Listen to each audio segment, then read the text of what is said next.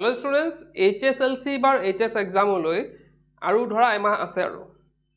তো আমি এমাহতকৈ কেইদিনমান বেছি আছে বাৰু কিন্তু মই এমাহ মডেল ধৰিছোঁ আজি ভিডিঅ'ত আমি হেতুৱে ডিসকাস কৰিম যে আমি এমাহত কি কৰিব লাগিব এমাহত কি কৰিলে আমি এটা ভাল ৰিজাল্ট কৰিব পাৰিম ইমান দিন আমি ইমান মাহ আমি পঢ়িলো এতিয়া এমাহ কিন্তু আটাইতকৈ ইম্পৰ্টেন্ট ইমান দিন যি কৰিলা সেই এমাহত যি কৰিবা হেতুৱে প্ৰভাৱ পেলাব ইমান দিন কি কৰিলা তোমালোকে এই এমাহত আমি অকল পঢ়িলে নহব আমি কিছুমান বেলেগ বস্তু চাব লাগিব বেলেগ দিশো চাব লাগিব যেনে আমাৰ মানসিক দিশটো চাব লাগিব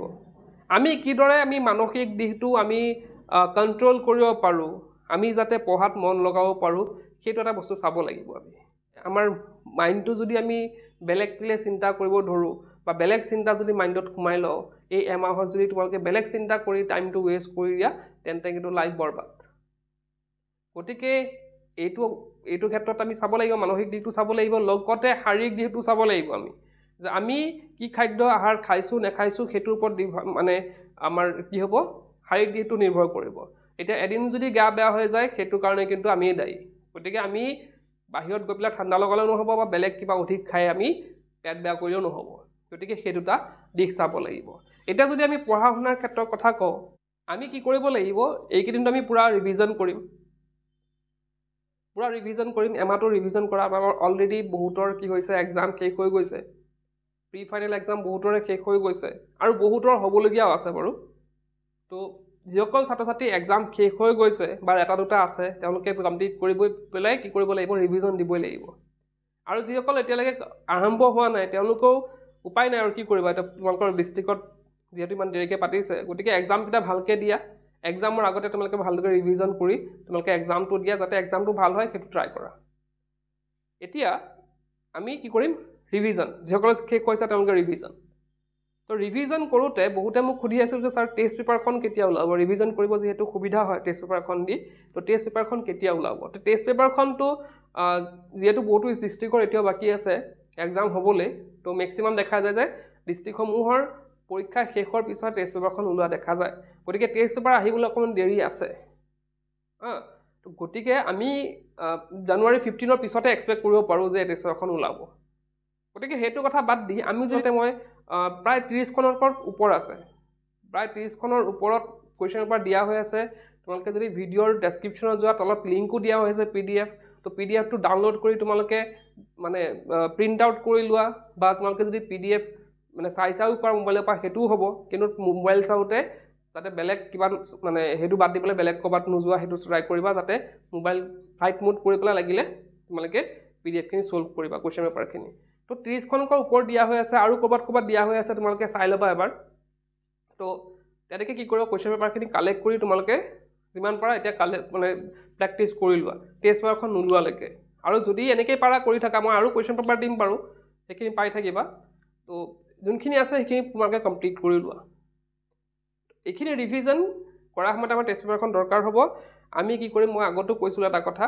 যে যোৱা বছৰ মানে লাষ্ট ভিডিঅ' মানে 2 মান্থৰ প্ৰিপাৰেশ্যন ভিডিঅ'ত কৈছিলোঁ যে তোমালোকে টেষ্ট পেপাৰখন প্ৰেক্টিছ কৰিব লাগিব তো তোমালোকে কি কৰিবা সদায় এটা বা দুটা ৰাখিবা যদি ৰিভিজন কমপ্লিট হৈ গৈছে কাৰোবাৰ অলপ মানে পঢ়িবলৈ বাকী আছে তেওঁলোকে দুখন টেষ্ট পেপাৰ ধুনীয়াকৈ সলভ কৰিব পাৰিব মানে প্ৰি ফাইনেল এক্সামৰ কুৱেশ্যন পেপাৰ দুখনকৈ এদিনত তেওঁলোকে সলভ কৰিব পাৰিব ট্ৰাই কৰিবা কোনোবাটো 3খনো কৰি দিয়ে বাৰু তো গতিকে ট্ৰাই কৰা যিমান তোমালোকে কুৱেশ্যন পেপাৰ মানে চাবা সিমানে তোমালোকৰ বেছি ক্লিয়াৰ হ'ব আৰু যিহেতু আমাৰ HSLC ক্ষেত্ৰৰ কথা কৈছোঁ যে HSLCৰ যিহেতু আমাৰ কি হৈছে MCQ আহিব বেছিভাগ MCQ আহিব তো গতিকে তেওঁলোকে কি কৰিব লাগিব MCQ খিনি বেলেগ ডিস্ট্ৰিক্টত যদি প্ৰেক্টিছ কৰা যায় তেন্তে তাৰ পৰাই আমাৰ কমন পৰি যাব মানে HSLC এক্সামত তাৰ পৰা কমন পৰি যাব আৰু HSৰ ক্ষেত্ৰত যদি কথা কওঁ HSৰ ক্ষেত্ৰত তোমালোকে প্ৰিভিয়াছ ইয়াৰ কুৱেশ্যন পেপাৰবিলাক প্ৰেক্টিছ কৰি থাকা কাৰণ HSৰ ক্ষেত্ৰত দেখা পোৱা যায় কিছুমান ৰিপিটেড কুৱেশ্যন কিছুমান আহে আৰু এটা আইডিয়াও পোৱা যায় যে কেনেধৰণৰ কুৱেশ্যন আহিব গতিকে HSৰ ক্ষেত্ৰত প্ৰিভিয়াছ ইয়াৰ কুৱেশ্যন পেপাৰ চালে কিন্তু যথেষ্ট হয় বুলি মই ভাবোঁ গতিকে নেটতো পোৱা যায় তোমালোকে PDF প্ৰিণ্ট আউট কৰিব পাৰা বা চাইও কৰিব পাৰা তাৰপিছতে ইম্পৰ্টেণ্ট কথাটো হ'ল যে আমি এতিয়া কিন্তু সদায় লিখাৰ অভ্যাসটো কৰিব লাগিব আমি পৰীক্ষাত লিখিছোঁ হয় কিন্তু আমি পৰীক্ষাত যাওঁতে কেতিয়াবা দেখা গৈছে বহুতৰ কুৱেশ্যন এৰি থৈ আহিবলগীয়া হৈছে টাইমৰ অভাৱত গতিকে যেহেতু ঠাণ্ডা দিন গতিকে হাতটো আমাৰ কম চলে গতিকে আমি এটা ট্ৰাই কৰিব লাগিব কি আমি এতিয়াৰ পৰা সদায় লিখিব ট্ৰাই কৰিবা কুৱেশ্যন পেপাৰখিনি তোমালোকে ধৰা যদি HSSC কথা কওঁ তোমালোকে যদি PDF প্ৰিণ্ট আউট কৰি লোৱা তেতিয়া কুৱেশ্যন PDF খিনি MCQ খিনি কুৱেশ্যন পেপাৰ টিক মাৰিলে হ'ব কিন্তু লং কুৱেশ্যন আনসাৰখিনি তোমালোকে লিখি প্ৰেক্টিছ কৰিবা তেতিয়া কি হ'ব তোমালোকৰ হাতৰ যোনটো লিখনি আছে হাতৰ যোনটো স্পীড আছে সেইটো কন্টিনিউ হৈ গৈ থাকিলে HSSC কোনো ধৰণৰ দিগদাৰ নোপোৱা বহুতো বা HS ৰ ক্ষেত্ৰতো মই কম যে তোমালোকে যোনবিলাক কুৱেশ্যন পেপাৰ প্ৰেক্টিছ কৰিবা সেইখিনি লিখি প্ৰেক্টিছ কৰিবা বহুমত দেখা যায় যে HSSC বা HS ৰ ক্ষেত্ৰত ছাত্ৰ ছাত্ৰীয়ে গৈ পেলাই কি হয় প্ৰথমতে লিখোতে বহুত স্লোলি যায় বহুত স্লোলি লিখিবলগীয়া হয় কাৰণ তেওঁলোকৰ হাতৰ যোনটো লিখাৰ অভ্যাস সেইটো গুচি যায় সেইটো গুচি যোৱাৰ পিছত কি হয় তেওঁলোকে যেতিয়া নতুনকৈ লিখিব ধৰে HS ত তেতিয়া কি হয় তেওঁলোকৰ প্ৰথমতে হাত নচলে বহুত দিগদাৰ হয় তেওঁলোকৰ বহুত কুৱেশ্যন আনসাৰ এৰি থৈ আহিবলগীয়া হয় গতিকে সেইটো মই পৰামৰ্শ দিম তোমালোকে লিখা অভ্যাসটো কন্টিনিউ কৰি থাকিবা ইয়াৰ পিছত আমি কি কৰিব লাগিব আমি কিতাপখন কিন্তু ৰিভিজন কৰোঁতে আৰু এটা কথা ইয়াৰ পিছতে ৰিভিজন কৰোঁতে আৰু এটা কথা তোমালোকে এতিয়া যেহেতু দেখিছাই আমাৰ কুৱেশ্যনবিলাক আহিছে ইনসাইড কুৱেশ্যনবিলাক গোটেইখিনি কিতাপৰ ভিতৰৰ পৰা আহিছে ইনসাইড কুৱেশ্যন কিছুমান দিছে গতিকে ৰিভিজন দিওঁতে তোমালোকে কি নকৰিবা কিতাপখন পঢ়িব নাপাহৰিবা আমি যদি গতানুগতিক সেই কুৱেশ্যন পেপাৰখিনি আমি সলভ কৰি যাওঁ বা আমি কুৱেশ্যন প্ৰিভিয়াছ ইয়াৰ কুৱেশ্যন চাওঁ বা আমাৰ যোনখিনি লিখা আছে সেইখিনি চাওঁ সেইখিনি নহ'ব অলপ তোমালোকে কিতাপখন ফলো কৰিব চেষ্টা কৰিবা কিতাপখন থৰলি যদি পঢ়ি যাব পাৰা মুখস্থ কৰিব দিয়া নাই কিতাপখন যদি অলপ বুজি পঢ়ি যাব বিচাৰা মানে